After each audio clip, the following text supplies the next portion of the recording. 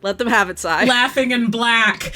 They gave my girl the Korean makeup treatment where they said we have 3 shades, and if you aren't almond, pistachio shell, or God's blessing pale, we'll find a way.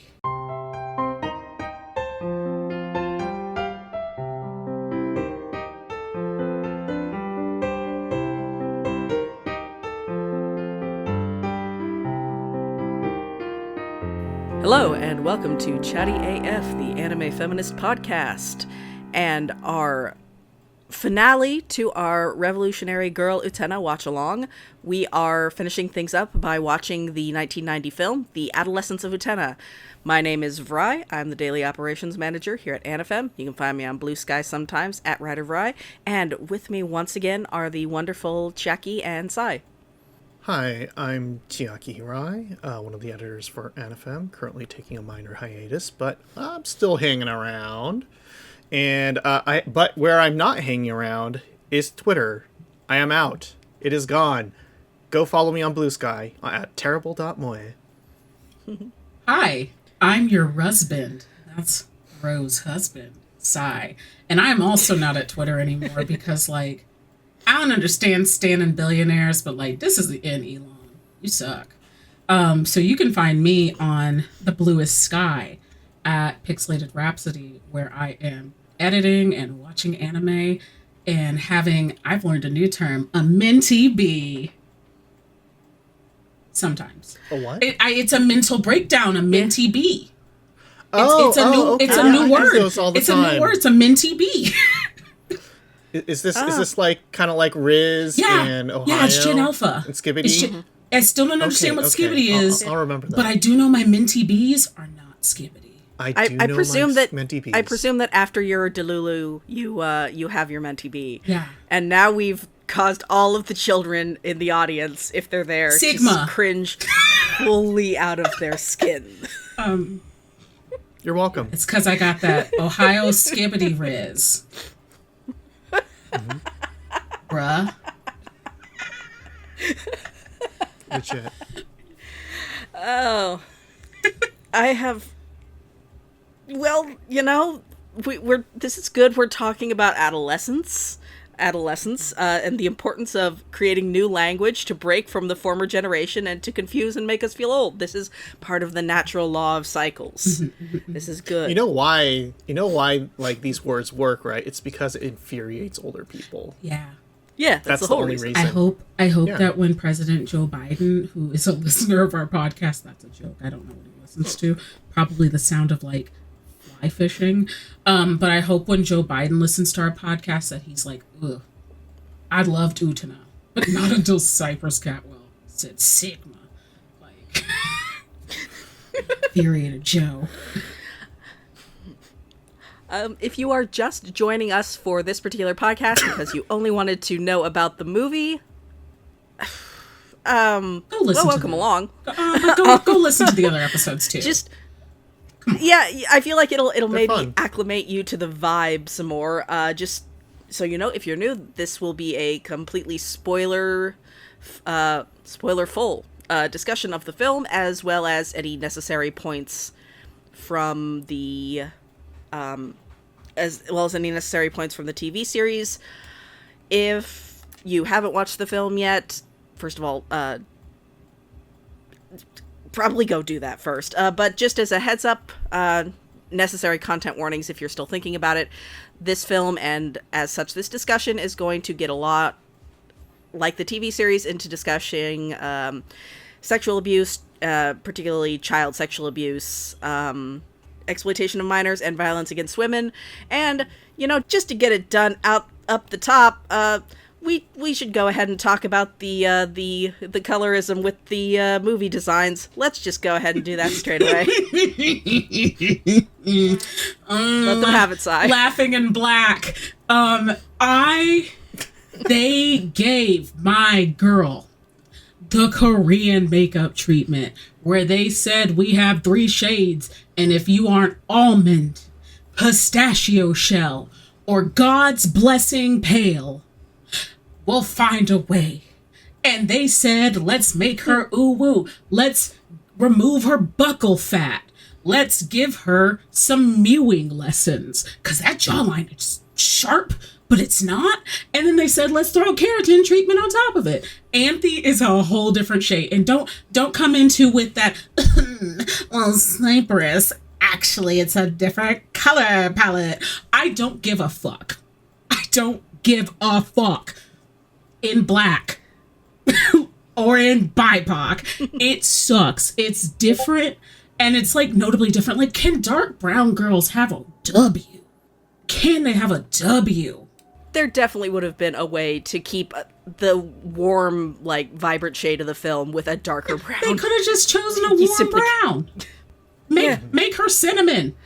Y'all love to call BIPOC people really all sorts of food skin colors. Make her cinnamon.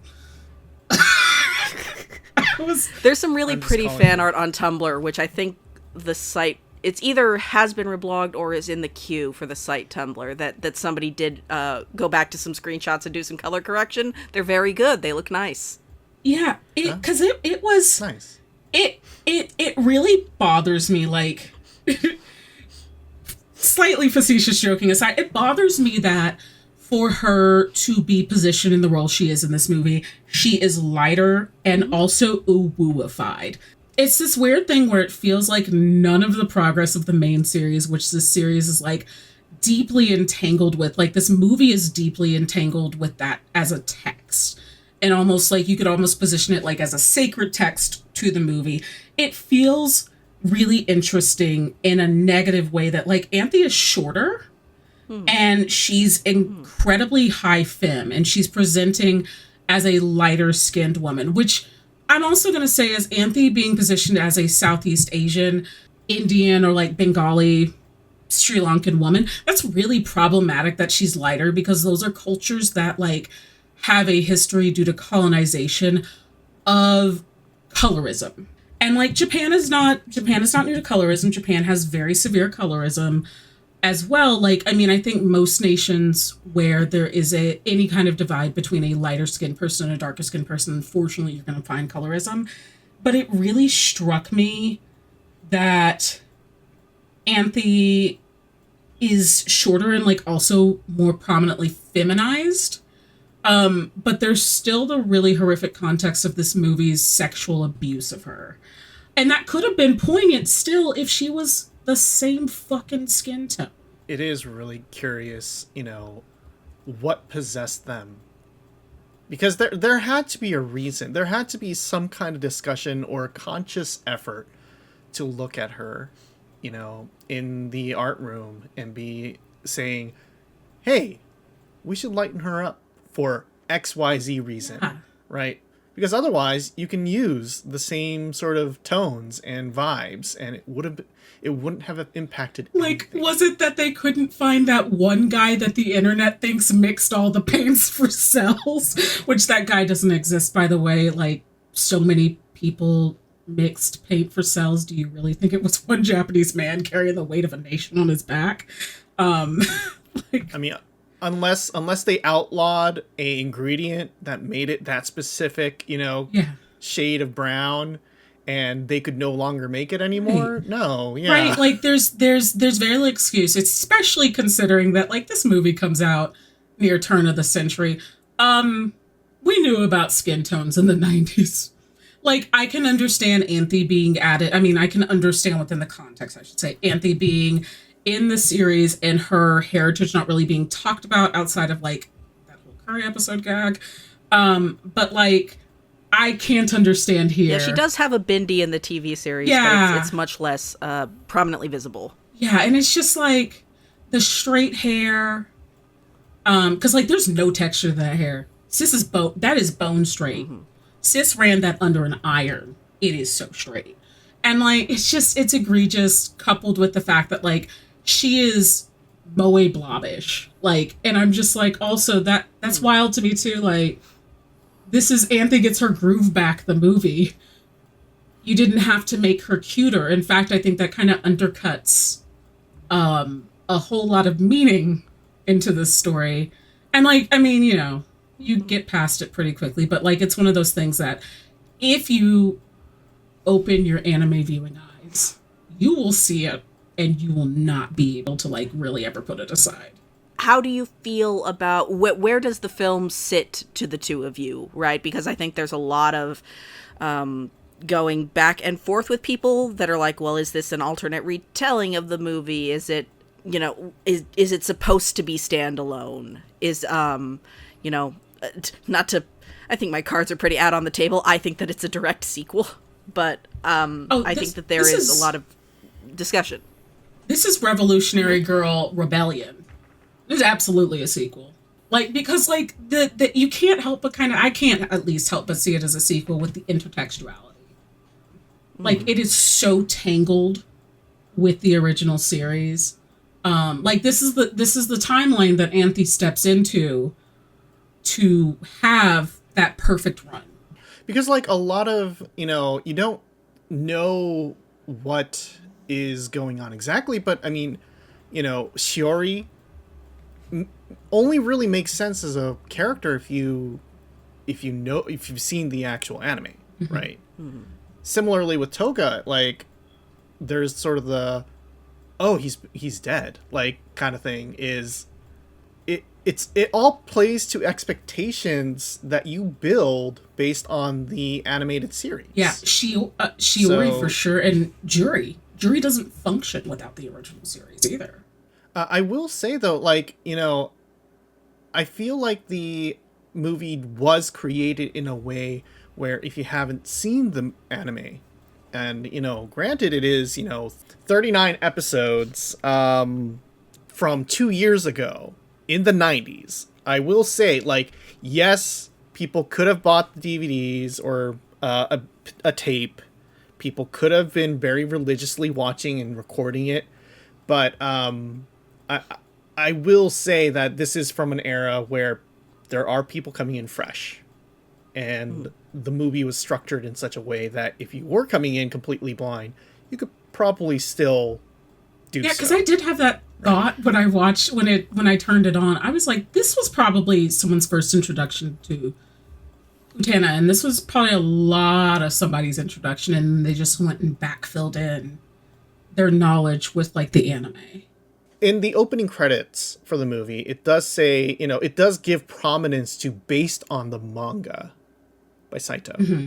So, like, it does that have any bearing to this? Because I would feel that this is more closely intertwined with Ikuni's, like, anime rather than the manga.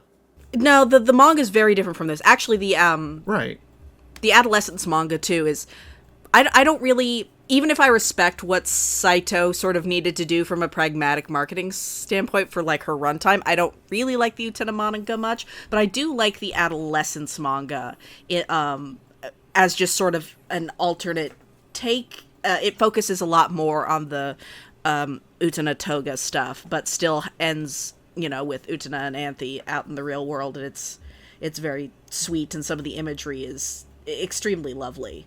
But yeah, no, I think that's just more because it's a multimedia project, you know? You want to accredit it out front. I will say, on the subject of this being people's first introduction to Utena, I mentioned in the first recording, I think, that there was some wonk with how the series was released in America. The film was released in America before the Black Rose and the Apocalypse Saga. So, in a very real sense, yes. Oh my god, I cannot imagine, after going on this journey, seeing this movie first and walking out being like, damn, and then, like, you know, like in a good way. And you saw the first 13 episodes and then this. Yeah. That would be wild. Why? I truly don't know. I would like to, but I don't. Yeah, because this movie would leave you with so many questions. Like, especially around Akio. You don't have any context for why everyone hates this shit of a human being. I mean, you do get some context in this movie, but, like, you don't have the wider, as the wizards say, the deep knowledge of why you should not like Akio. You're just like, dang, they're giving him, like, the revolutionary elbow. You don't have that further context, though. Yeah, Akio to me is like the most, oh, this is a sequel, because, you know, they recast him, obviously, for the film. I'm sure it's extremely obvious. Akio also gets, you've heard of Dark and Lovely. Akio is light and beautiful. That's right. He's also lighter. It's not as egregious, but he is. And it's still, and it complicates it, because like on one hand, I'm like, darker men tend to be cast as evil. So like, should I be like, yay, light-skinned men can be evil too? It's very fraught. Yeah, no, like, I was thinking about that, and I think I said this in an earlier recording as well, but like, I'm really curious what the reasoning behind it was, because I'm pretty sure no one in the writer's room or the artist room was thinking like, we gotta be whiter because, you know, kids like it when people are whiter. Like, I don't think it was anything necessarily exactly that, but I'm really curious, like, because I'm not sure what possessed them. What was the reasoning? There had to be some kind of process of logic. That isn't just like, that is racist, but isn't like straight up because we hate black people kind of thing, right? Like, what the hell gotta be a happened? rationale.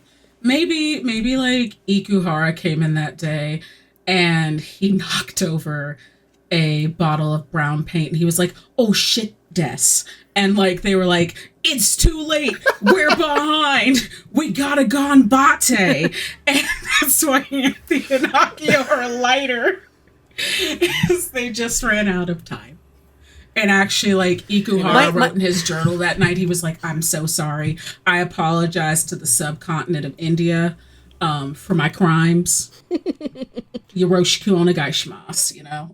When I'm editing photos and I'm trying to like balance out light and, you know, make features more visible for like photo editing, I sometimes go like, oh geez, am I like lightening somebody too much? Oh no, is this a problem? Oh gosh. As like, I'm just trying to work with a bad photo.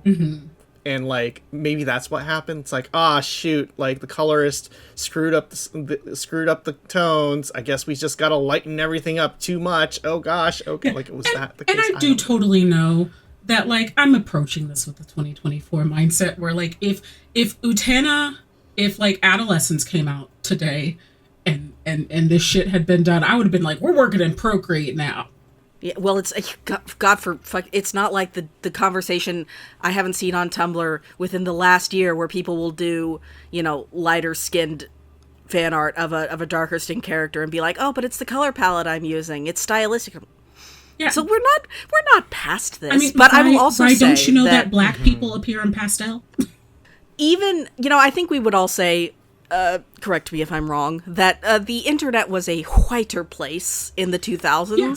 Absolutely. Even then, people were like, it was a noted thing that like, maybe it's a little fucked up that that Anthy looks so much lighter in the film. And actually, this is something that's continued to be a problem because, you know, she's portrayed by a light-skinned actress in the stage play. So the merch for the stage play, it's so egregious that actually Empty Movement color corrected the little chibi keychain art before putting it in their gallery. So Akio was voiced by Kusogi Jirota in the TV series, in a voice that is just, you know, his whole career is being discomfitingly extremely sexy. For the film, he was voiced by Oikawa Mitsuhiro, who is a very popular, like, idol model rock star at the time, and it was his very first film appearance. And that was, it seems from looking at the behind the scenes stuff that it was a little bit of a spontaneous thing that came up in discussion, but I think it works incredibly well because I feel like movie Akio is like Anthy's vision with her illusions kind of stripped away of how extremely fail son and pathetic he is. Yeah. And I love that. Yeah, I did like his new take. it really undercuts the fact that like this is a person who has allowed the trauma that was dealt them to just completely become their narrative. And it excuses him from any wrongdoing and any responsibility for like the really genuinely horrific things he does. Like willingly. I don't know. Like, to me, the movie, I quite like Akio in the movie because he's so... Oh, yeah. I'm not saying I don't. I'm not saying I don't. Please. I'm not saying I don't like him. I'm just saying like this movie really undercut like, oh, this is a really sad person who like has acted with impunity and is now kind of being forced to face that, and to face that like his sister is no longer gonna allow that, and like that's not the narrative. I will say shout out to him doing his sick flip over the taxi. That did make me laugh. That did make me laugh. And I was like, Akio, this is kind of why I love you, actually. Like, you're a horrible person, but I love you. This, the epitome of a Tumblr sexy man. Yeah. Oh God, I'm so haunted by the stabbing scene where like Anthy is doing her best. She's like created this situation that she can live in where she's accepted that her brother does this to her and made a rationalization for it. And he's angry at her for doing that. That's the problem he's found with this, is that she dared to not be unconscious while he raped her. It's brutal. It is such a brutal scene because, like, you know, we've gone through the entire series where, like, and I'm putting willingness in quotes because, like, in the case of incest, especially with someone who holds power over you, obviously there's not willingness. But, like, they've created this system where she willingly goes along with this and engages with Akio. And, like, here it's just stripped down. Like, he's roofing her. He's drugging her. And, like, this time he realizes she wasn't unconscious. And it's really fascinating watching this because, like, in our real world right now, there is a case in France with and I know survivors feel very weird about being called brave. I myself, a survivor, feel weird about being called brave because like it's not brave that I survived assault. But there is a very brave older French woman who is dealing with the fact that her husband, for I believe about a decade, was drugging her and allowing very similar things that Anthy engages with, allowing men to rape her. Anthy, you know, as far as we know, is only being assaulted by her brother. But, like, you know, in the real world, like, this happens too, where, you know, men kind of prey on women. But, like, the misery in him being like, you weren't asleep. And then she's trying to, like, almost kind of, like, it's not baby talk, but you know what I mean by that? Like, kind of trying to soothe him. And then, like, he fucking dies. It's fucking incredible. Yeah, like, on the subject of, I think what the first thing you typed about this movie was that, like, why is it so horny? It is, this movie is horned up. This movie is horned up. Everybody is, as the kids say, DTF. And it's such a fascinating vibe because it really puts the adolescence of Utena. They are horned up. Like, they were cooking something at the end of the millennium. They were cooking. There is a note about in one of the I think in the production or the notes for the premiere pamphlet about how the characters are older for the film, and so that they went with sexier designs. But of course, also it's, you know, you can do more with the paywall of a film. Basically, I think is something that we've heard people talk about before, and it's, you know, these are all things that are implied in the TV series, like that Anthy is, you know, a sexual object of anybody she's engaged to, but the film is like, well, we're gonna talk about that overtly on its face now. I mean, she gets in Utena's bed and sis unzips it, and thank God Utena is a decent human being, is like, no, because like Anthy is just like, I mean, you could have put a Brazzers logo on that scene. Look, I was just like, everybody's down to fuck. And like, because I live alone, I'm just talking at the TV as I do. And I was just like, Whoa! Whoa! Look, everybody's just so horned up. Horned up and traumatized. Which I mean, like, that's a mood. That's me. Oh, no, Chiaki. There we go. It really has to carry the weight of basically being experimental theater, where we have 87 minutes, so every scene has to be like 6 levels deep, dense, with representational meaning of what you could do in 39 episodes, which I feel like is fascinating and also so interesting because this movie came out around the same time as X, a beautiful movie that makes no goddamn sense and arguably isn't very good narratively speaking, but I do kind of love it. And you put that next to this movie, where this movie seems like it makes no good goddamn sense, but it's actually very logically plotted in terms of if you're willing to pick out, if you're willing to pick out all the symbolism from it. Absolutely. This movie is a buffet for the mind. Well, yeah, Vrai, as I said after I watched it the first time, I just said, I am not intelligent enough for this film. Which is a lie, but I accept I accept that this is a natural impetus of seeing adolescence for the first time. This also means that after kicking the can down the road for 5 podcast recordings, we can finally talk about Toga. Oh my god, my sweet son. Oh, my sweet son. Oh, because, okay, I just want to make sure that I read this scene right.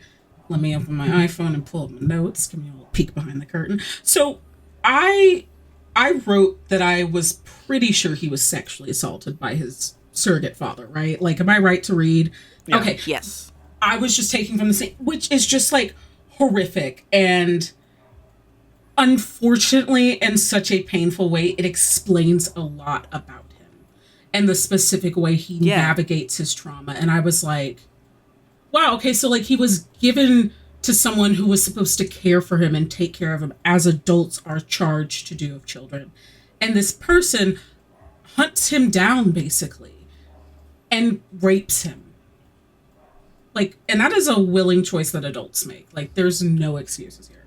And it's just really fucking sad.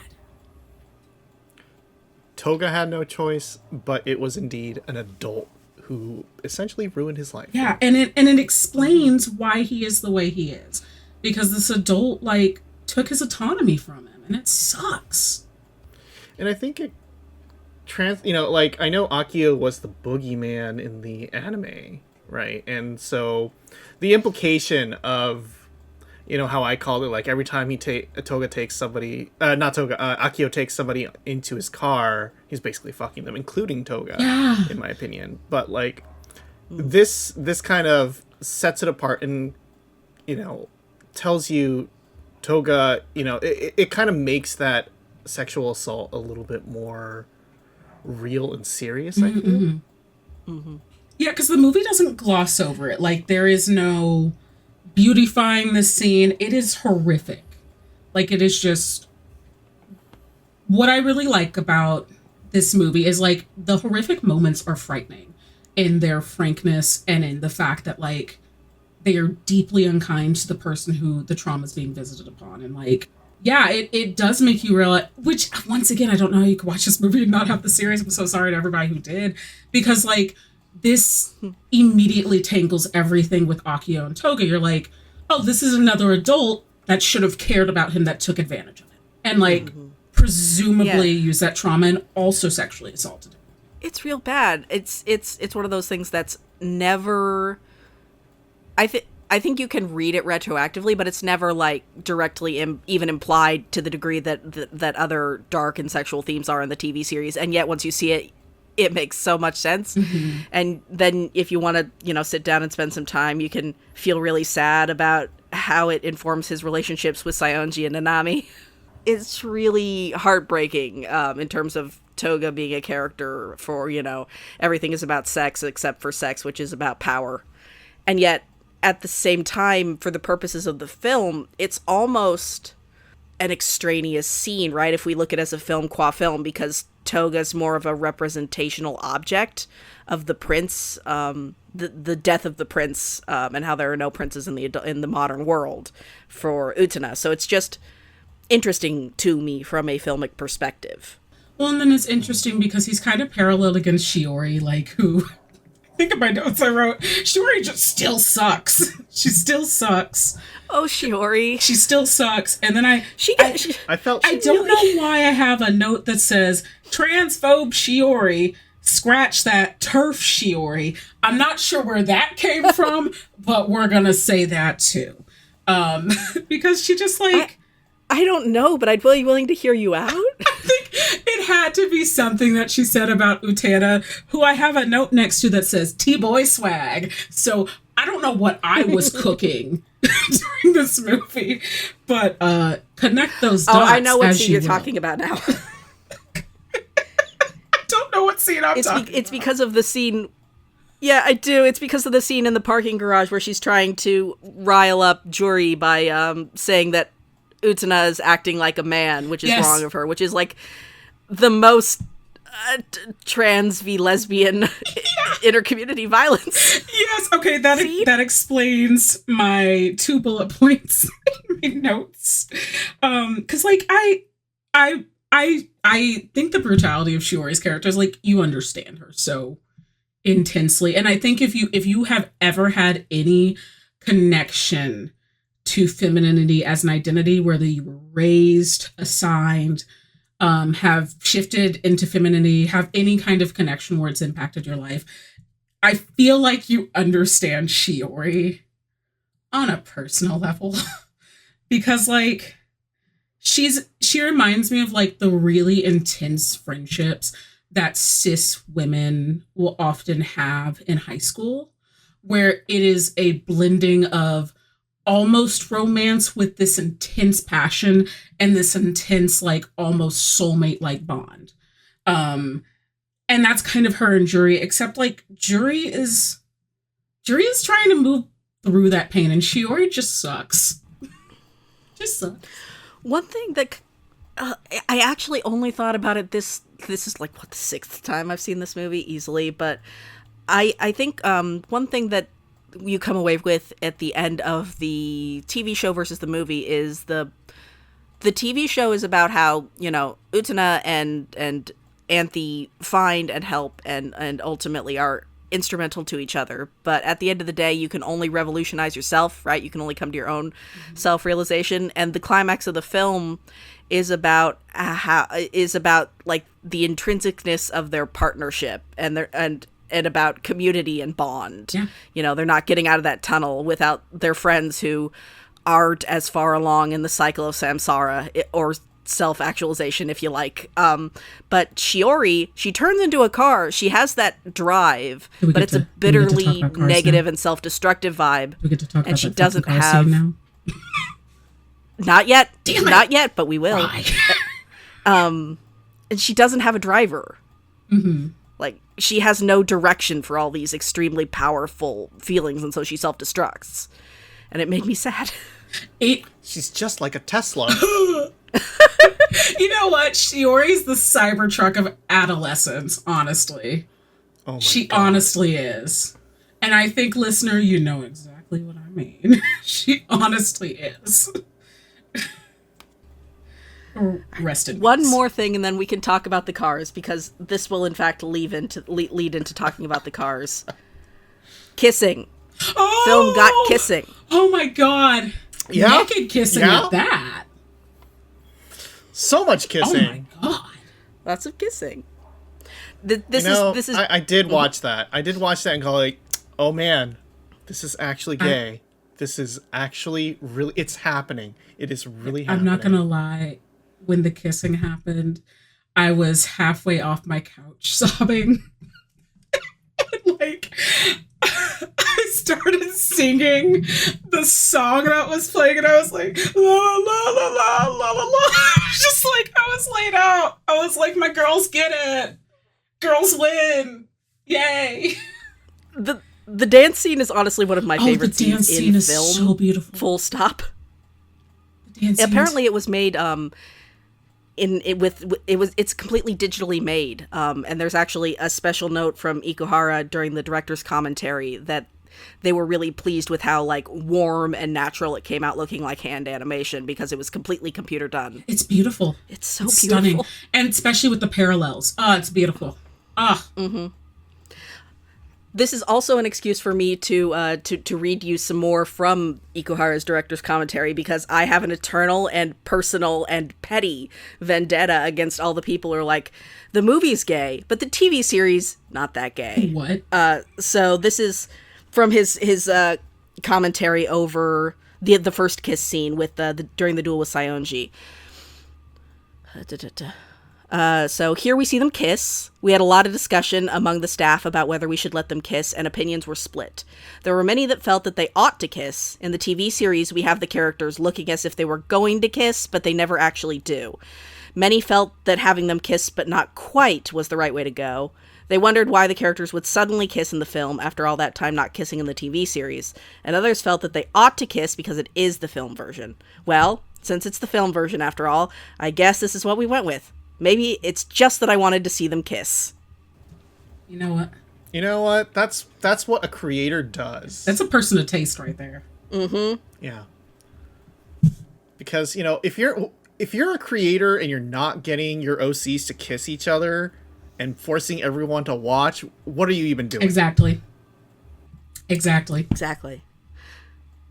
I also love how this is a much more horned up film, and yet we're still going abstract. Like, the sketching scene is definitely about drawing each other. Oh my god, that sketch, once again, this movie is horned up. That sketching scene, and Utena is like blushing, like and she's like, well, I can't be the only one. Girl, if that's not the most queer thing I've ever heard, no one heterosexual has ever been like, well, I can't be the only one nude. That's a girl's girl.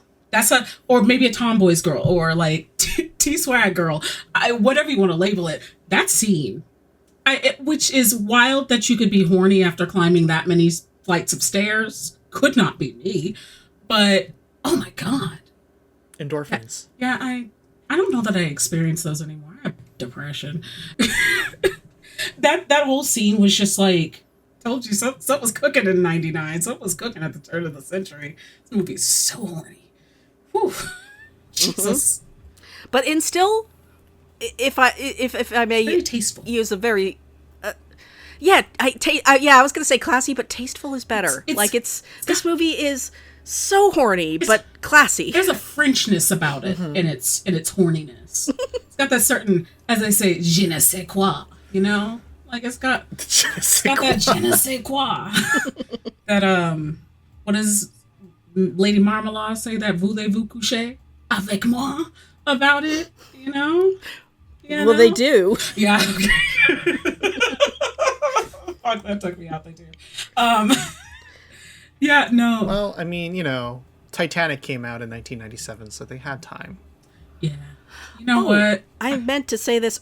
Titanic walks, so Adolescence. I meant to say this earlier while we were talking about Anthy and like disappointments and bad implications, but there's actually a line from her voice actress that went into that film booklet. From Fuchisaki Yuriko.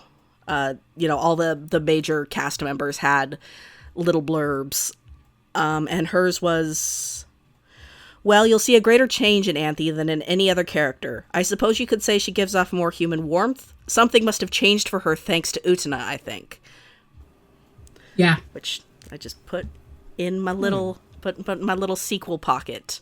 But yeah, like I fully agree that there's not to bring the conversation back there, but I was just thinking for a moment that, like, on the one hand, it's like Anthy feels more free to openly emote and to express having desires, which she didn't feel like she could before. But on the other hand, you've straightened her hair and lightened her skin, and that has so many implications. What are bad? But on the other hand, Anthy can drive. Can we please talk about the car? Yes, we can talk about the car. Oh my How do you God. feel about the cars? Let's talk about the cars.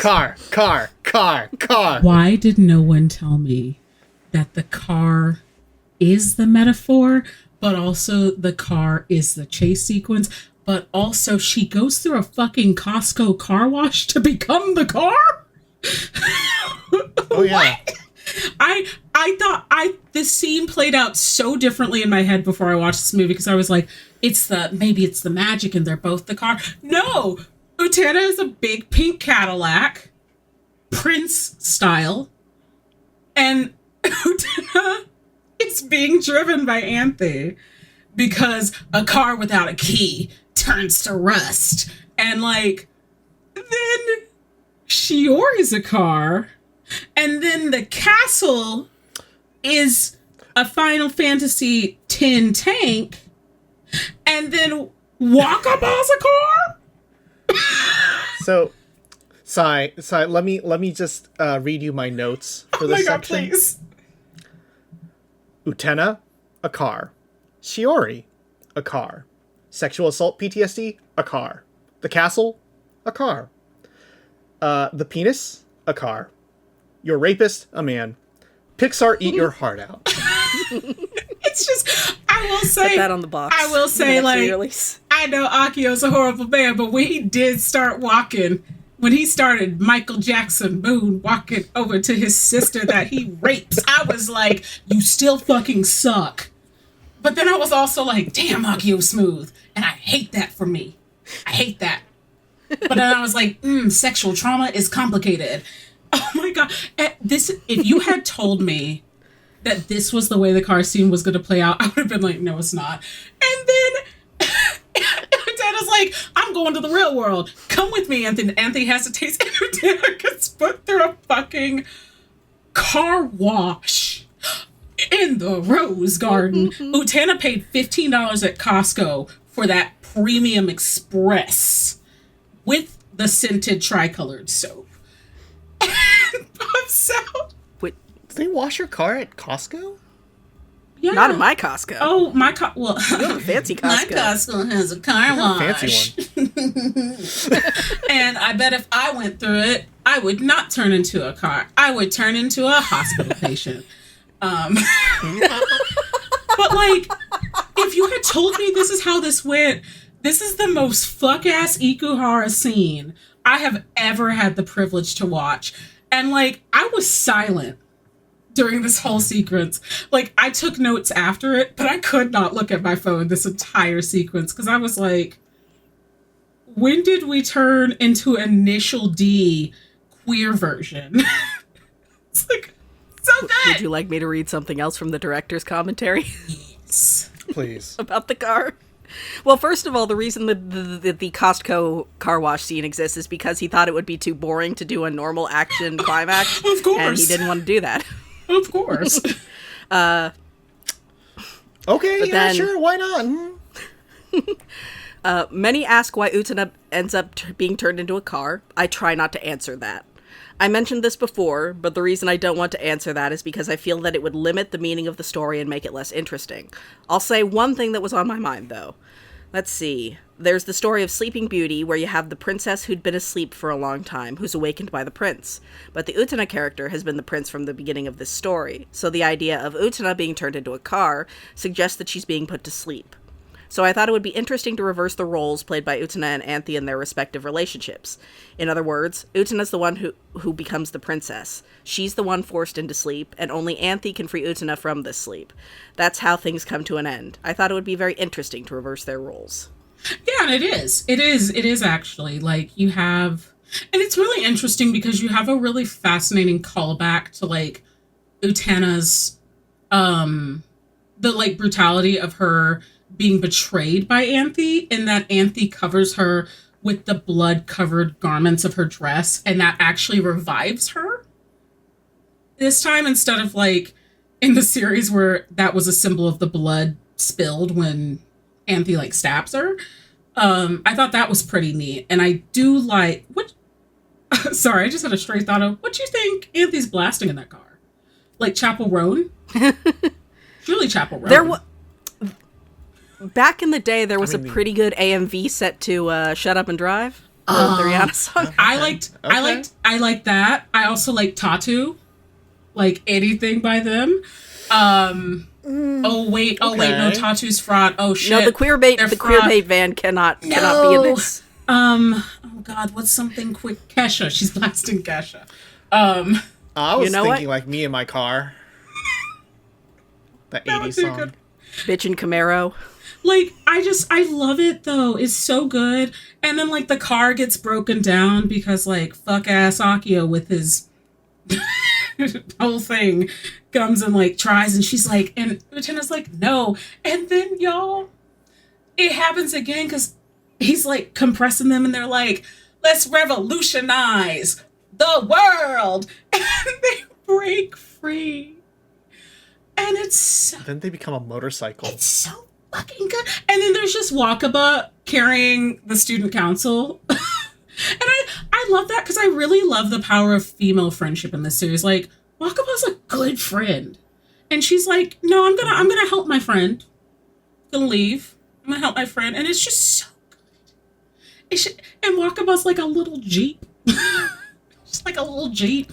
And she's a sturdy little Jeep. And like Juri's leaving and Mickey's leaving, which thank God he's leaving. He needed some distance from his sister. Oh, they're not. They go back to school. They're not ready yet, but they'll get there. They're on the path, and like they got a car. Yeah. Do you think Wakaba brags about? By the way, can I just mention, like, the concept of having a car, driving a car, being out in a car, it's a symbol in American like culture as well, but also like Japan looks to American culture as well, and so it's definitely the symbol of freedom for a lot of folks, right? You can go anywhere. You're not trapped by trains and buses and other schedules. You can do what you want. You have the means to escape. Cars here are totally, like, I think carrying over from the TV series, cars are totally like a symbol of adulthood and autonomy. And, I think it's notable that early scene with Miki and Juri, they're hanging around in a parking garage where they like look at cars and none of them get into cars. But, they're vaguely gesturing at the idea that they could have a car as duelists. Well, maybe. And it kind of continues the fact of like how cars are in the main series, because cars are used as a symbol of freedom. Like Akio has this freedom into adulthood, and what does he use? He uses a car, his fuck ass car. Fuck that car. Like, fuck that car. And like, it's just so good. And I do like that Anthy gets to face down her abuser, something that is so often, I mean, like, I have really fraught feelings about the carceral system, because I don't think that the carceral system personally necessarily does what we think on paper it does for people who survive sexual assault, especially rape. And I don't think it's the solution, like the neat and tidy solution we want for people who have dealt with rape. Like the solution is we teach, in this, speaking broadly, cis men not to rape. But like, Anthy is given this moment to face down her brother, the person that has been horrifically abusing her, and say, no, that's it. I'm leaving. And like, thank you for being mulch for my rose garden. Really appreciate that. Saved me a trip to Lowe's. But I'm out. And it's great. It's great because she gets to move into the world and say like, no more. Like, you're not hurting me. You're not hurting this person I care about. It's so beautiful. Oh, cars. Yeah, apparently Ikuhara boarded that, the epilogue sequence himself, and really poured a lot of, like, imagery that spoke to his teenage self and, like, ennui about feeling sort of hopeless about becoming an adult, and, like, the idea that you would sort of be inevitably... I'm actually just gonna find the fucking quote because I think that'll say it better. The scene is set where you see endless piles of scrap metal and cars. It's a desolate wilderness. The wilderness is, of course, an expression of the modern world we live in. In this sense, the collegiate world is like a dream world. It's a dream world like we see in Disneyland. So yes, the castle looks like that on purpose. So the idea was to compare this dream world with that of the desolate wilderness, the adult world outside. Many ask why I made the last scene like this. As for why, I myself don't really know, but I suppose it has to do with how I used to look at the world and society when I was a teenager, and that's reflected here. These are probably the sort of visual images I had in my teens. That is, the adult world is not pure, and anyone with a pure heart would not be able to live in an adult world. So if that's the case, I felt that I didn't want to become an adult. But then I wondered if it was okay taking it to that degree. I'm not sure. In that sense, the last scene was meant to honestly reflect the true feelings I had when I was in my teens. So that's the kind of scene I want young teenagers to see before they head off into society. There's a part of me that still thinks that I'm living here in a desolate adult wilderness. So I think I made that last scene like that for my own benefit as well. And then he sort of talks about being an animation director and the realities of balancing collaboration and like financial realities and that kind of stuff. Of course, I approached the last scene from the audience's point of view, but I also approached it from the perspective of my teen years as well as from my present perspective. In that sense, I'd have to say that the last scene expresses my situation back then much more so than anything else I've done. And to hear people tell me how they liked that last scene makes me really happy. Yeah, that last scene is beautiful. It's just really good and also gay. It's so tender and like intimate and like, yeah, you know, it's so sincere. It is. I guess is the best word I have for it. Yeah, because one thing, you know, I normally don't like romance and like validation of romance being the prize you get at the end of like a really rough journey. And I don't know if that's just, I think it's just like a personal preference thing. I think it's fine. But like in this case, I was like, they deserve this love. Like they have worked so hard and they have helped heal each other and they have realized that power lies in the community and the sharing of community you build with each other. They deserve it. They also deserve some copper tone because they are just fully exposed to the elements, but they deserve that love. And it's just so good. It's just so good. And they look at each other so tenderly. Because, like, it takes a few seconds and it rests on Utena. And it takes a few seconds and it rests on Anthy. And you're just like, oh, I know it's going to happen. And then they kiss. They kiss. It's amore. It's beautiful. It's great. It's healing. It's honestly, and I know I said this earlier, it's kind of what I wanted Monica Rebellion to be like. Because, like... You're not getting that. Because, like, thinking ahead to that film after this, I'm just like, damn. Some men really hit it, and then some men are getting a Robochi. And there's no in-between sometimes. But while Portuguese Rising is coming out, and it's gonna fix everything, Sai. It's gonna fix everything. It's only been 15 years. Right. Oh my God. What? you took the joke right out of me. I was going to make a joke about Vrai. Your lies are just like Anthy's skin tone. False. And then you just stole the words out of me. Has it been 15 years? Shit. And I hit you with the passage of time. Yeah, because like this movie still holds up. Since we're speaking about the passage of time, this movie holds up in 2024. Like, oh, totally. Like it. I mean, I think the passage of time is meant that, like, you look back at something from the 90s and you say, we've grown so much. But, like, I deeply appreciate this film. And, like, I feel like my life is better for understanding what this series means to people and having this, I would say, like, deep personal connection now to it as well. Yeah, this is... I mean, I think... Ultimately, I think the TV series is better, obviously, for having more time and... Yeah.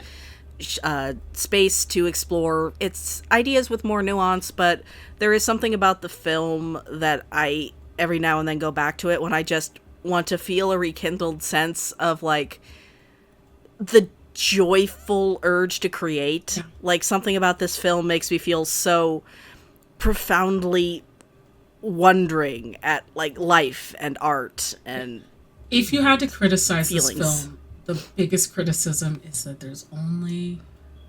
there's just like a stark lack of Nanami.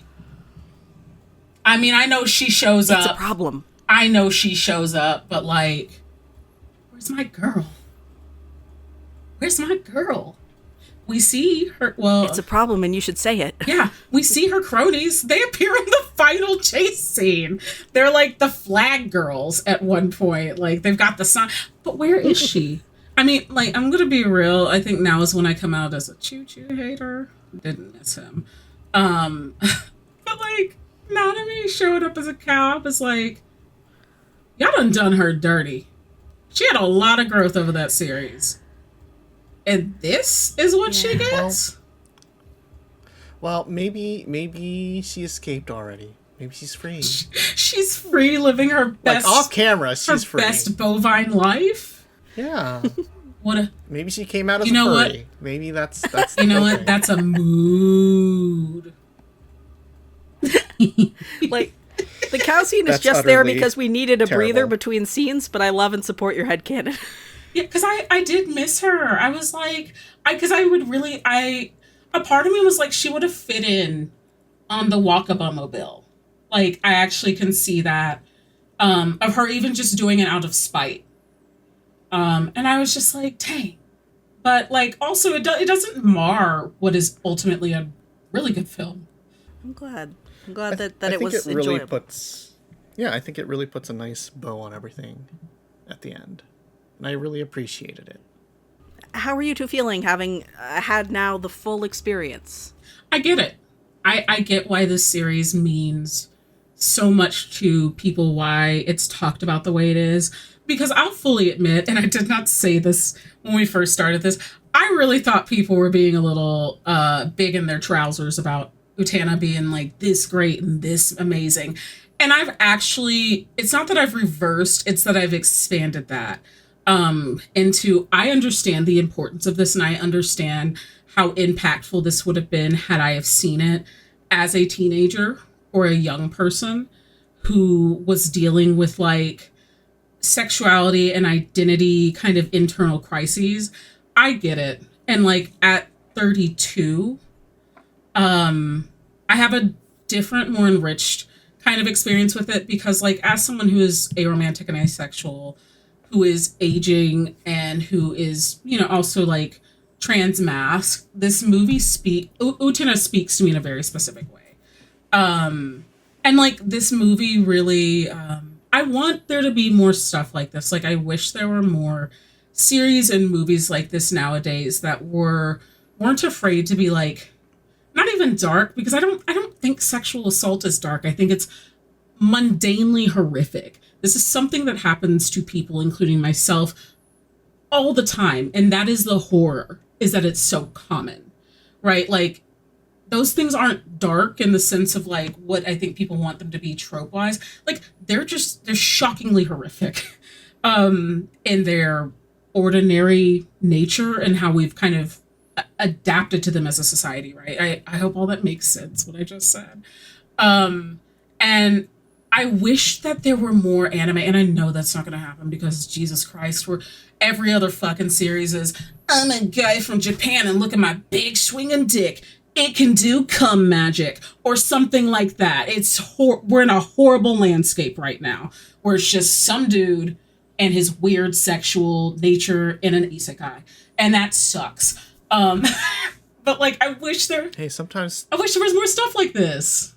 I mean, VTuber Legend had some very nice inward discussion about self-identity and being true to yourself, and you know, don't worry about it. Okay, anyway. Was this about the adult baby fetish woman, or? Don't talk about that. I just wish there was some deep stuff like this instead of like, I don't know, instead of like the 10 ways I can fuck my stepsister. Like, could we get I'm asking for a modicum of depth. Like, I'm asking for a modicum in this desert of, in this desert of seinen. I'm asking for two girls going on an adventure and finding their truth. I'm just asking for a friend. I'm the friend. What about you, Chiaki? I know that I want to apologize one last time for destroying your meme. Oh, yeah, no, don't worry about it. Honestly, yeah, so, like, as I said, sort of through cultural osmosis, I've really gotten a good idea of what makes this show special, and so groundbreaking and so influential for people. And so I never doubted that going into this. Actually witnessing it in person, firsthand, watching it, enjoying it, I think really gives me a technical appreciation, right? Like just how these visual aesthetics have become so influential to anime, even 20 years on, 30, 20 and a half, 20, 50, 20, 25 years on. It's a pleasure to be able to kind of see everything and understand much better, have a deeper understanding, right? And also appreciating the deeper, like, the depth it goes to. Like, I knew that it was important and it was meaningful for people, but the amount of storytelling chops this thing has. Yeah. Overall, just an enjoyable experience. I'm gonna say something really out of pocket for like the Sailor Moon fans specifically. I don't understand why on those like Twitter and Tumblr and like Instagrams they're just like 90s anime stills for the people. I want to see more Utena, honestly, because like now that I've seen this series, I'm like, oh, I see the references in Western media. I see the references across different anime. And I want to see more of that because, like, there's something here. Like, I dare say we're never going to have a series like this again. It's just so wonderfully unique and of its time in a really good way. And, like, I want to see more of those just, like, I grabbed some images from Google kind of blogs and places. Like, give Utena some love, y'all. This is the it girl. Oh, don't worry.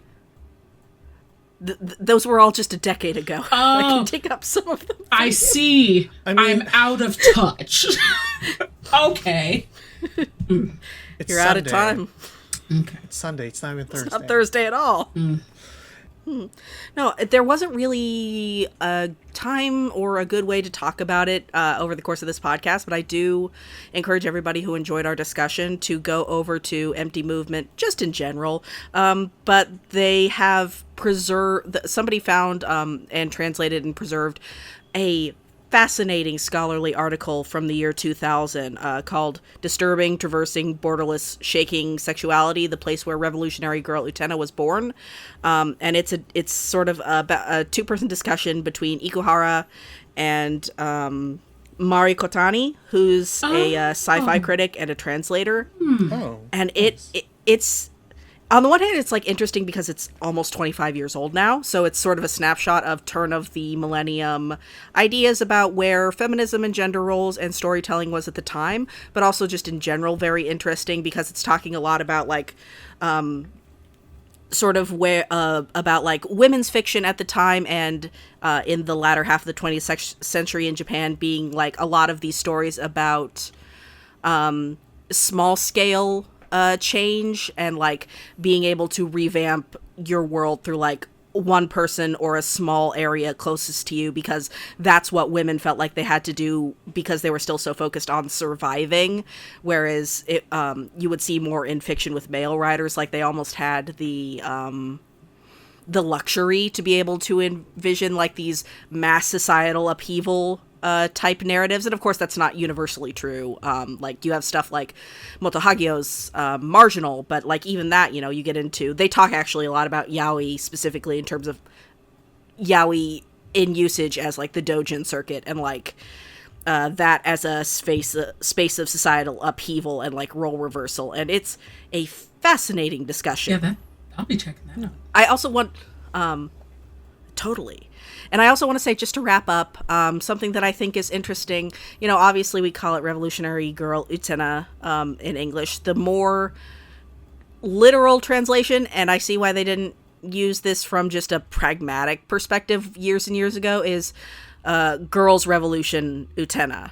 And this is something that Ikuhara has always apparently colloquially had an issue with, and that he thinks it sort of misses the point because it's not about Utena being the one who revolutionizes the world. It's the fact that, you know, with this series of with this set of circumstances, girls, you know, across the world are having their revolution. And there's actually a lot of talk about that in the creator material for the movie in particular, this idea of a girl's revolution and, you know, girls just being fucking up to here. And I think that's just I love that. an interesting choice of language, right? Like that push and pull between legibility and intent you get with series like this. I do understand, because like Revolutionary Girl Utena does change the context if you go from like purely a title standpoint. That said, I do think it is the better title.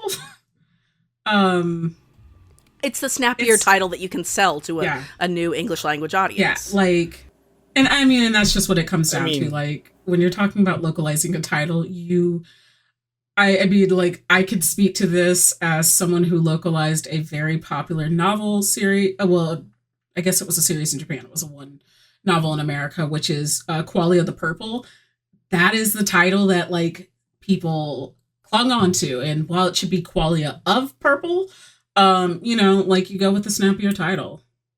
Shout out to the fight I had to try and get it to Qualia of Purple. That fight was never going to be won. Yeah, I mean, I think, and even now, you know, a snapshot of the time with this title, I think, you know, there's a little bit more leeway today, but I feel like there's a lot more, hey, we got to make this more marketable and interesting back then than today, right? I was just gonna say, I would be more just coming off of this, like what you said, Chiaki. Like, I would be really fascinated to see like who was in the room to be like, we gotta license this, now, because like I feel like this is an automatic. Well, I don't know that it would be an automatic yes today, because it's kind of like it's very creatively not what I think a mainstream anime viewer audience is interested in. I love it. You were gonna say, Vrai? Oh no! Well, I think it probably had a non-zero amount to do with the sharing staff with Evangelion, honestly. Yeah. But I don't know. That would be just me pulling out of my ass. But I was gonna say, this is the part where I send you horrifying text documents about Ursula's Kiss, which is the lost Inoki Films 4-kidsification of Utena. What? That's pretty much lost media now, except for a couple of like press documents. Wait, excuse me, who is Ursula? That would be Utena. Ew! Ew! They named her. What? Is she a fucking octopus under the sea? Like, Ursula? Anthy's name was Angie. I'm sorry. Anthy's name. Yes! Anthy's name was what? Angie. Oh, I thought you said Andy. I thought you made Angie. They made her a boy. No, sadly, no. Okay, Angie. Angie. Could be worse though. Angie. Uh-huh. Could be worse though. Sayonji and Toga were Tommy and Get the Kevin. fuck out of here. No. You know, they are, you know, no. They are Tommy and Kevin's. I know a Kevin. No, you're right. Akio was Mike. Are you? No, you're fucking pulling. You're pulling my leg. You're pulling my leg at this point. I am not, sir. I'm not. Yeah, no, actually, no. I'm sorry. No, this is bullshit. Akio would be a Steve. He's a fucking Mike. I'm so sorry. Like, I'm so sorry. Yeah, he's a fucking Steve. I'm sorry. He's not a Mike. I'm so sorry. The most intimidating thing about a man named Mike is he's probably gonna call you Little Missy. Like, Mike. Oh, I'm incandescent with rage. Mike, Oh my god, that cut. In fairness, I don't think That cut would have been this was wild. never actually produced and made. It's just like we have existing documents like from planning before Central Park Media got you imagine? got the license. Could you imagine how confused the way that 4Kids would have defanged the heart of the series with fucking Mike? Could you imagine what Ikuhara would have been saying in interviews today if this happened? That man would have been lit. It might have been worth it. He would for have been that. lit with rage. Fucking Ursula and Angie. Delightful. Ursula, we've gotta save the world with our rose power. Get the fuck out of here, 4Kids.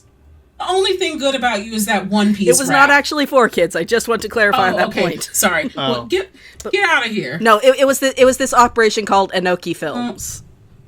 But you know, the sentiment stands. I just like. But Ugh. Actually, no. I do want to hear a 90s rap OP of the Utena show, right? I kind of want to see what that would Chiaki, be I like. hate you. Chiaki. all right, I'm gonna run out of disk space, so we're gonna wrap it up. Okay. Thank you both so much. I have had such a good time doing this and sharing it with you, and I'm so happy you agreed to do it. And thank you to everybody at home. Like, it really, truly does mean a lot to me. This was a really special one. I'm so glad. Good fit in for 200 episodes and then some change because scheduling and life continues to happen. It's fine. Yep. It's fine. We're fine. We got here. Mm-hmm. Thank you so much for joining us, folks at home, too. If you liked what you heard here, you can always go find more podcasts and transcripts by going to animefeminist.com. If you really liked what you heard, consider tossing us either a monthly subscription at patreon.com/animefeminist or just a one-off donation at ko-fi.com/animefeminist. It really helps us to pay folks for the hard work they do and to keep up respectable rates for our contributors and editors, which is something that's really important to us. You can also find our various socials by going to our link tree, which is linktr.ee/animefeminist.